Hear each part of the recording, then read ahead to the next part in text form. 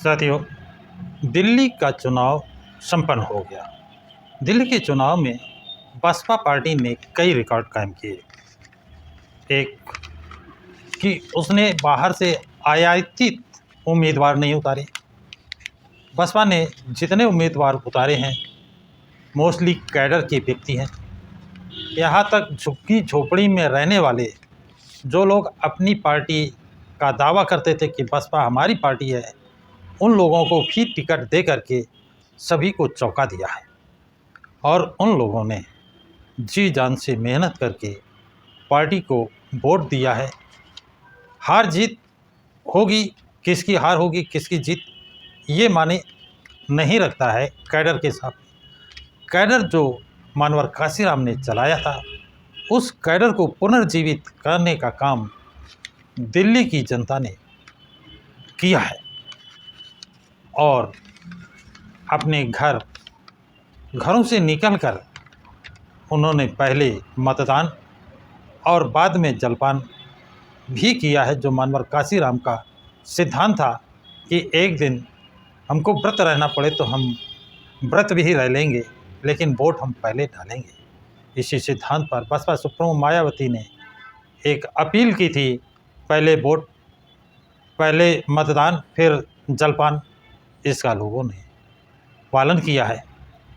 लोगों की आदत सुधरती नहीं।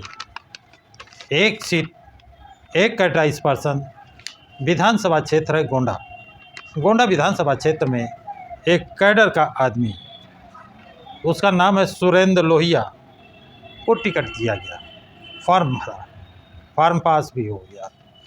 इसके बाद उस पर क्या दबाव पड़ा, क्या लालच मिला, क्या धमकी मिली, किस कारण उसने चुनाव लड़ने से मना किया, ये अभी तक स्पष्ट नहीं है।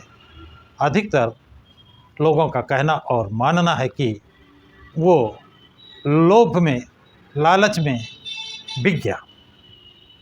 लेकिन मानवर काशीराम ने कहा था, हमको ऐसा समाज बनाना है जो ना बिकने वाला हो। आपका एमएलए बिक सकता है, आपका एमपी बिक सकता है, आपका मंत्री बिक सकता है, लेकिन समाज नहीं बिक सकता है।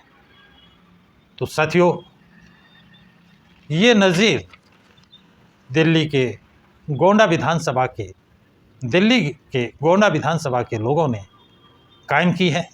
वहाँ पर बसपा का कैंडिडेट, बसपा का प्रत्याशी सुरेंद्र लोहिया बिक गया या दबाव में हट गया, जो भी है, लेकिन वो चुनाव मैदान से अलग हो गया।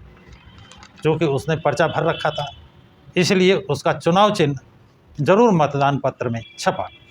और वहाँ के बसपा मतदाताओं ने कहा, जो भी हो, हम तो वोट हाथी पर ही करेंगे।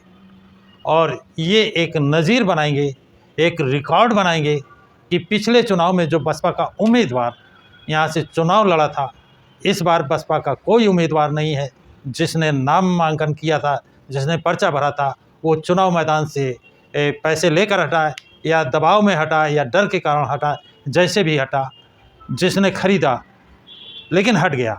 चुनाव चिन्ह हाथी है, हम हाथी पर ही वोट करेंगे।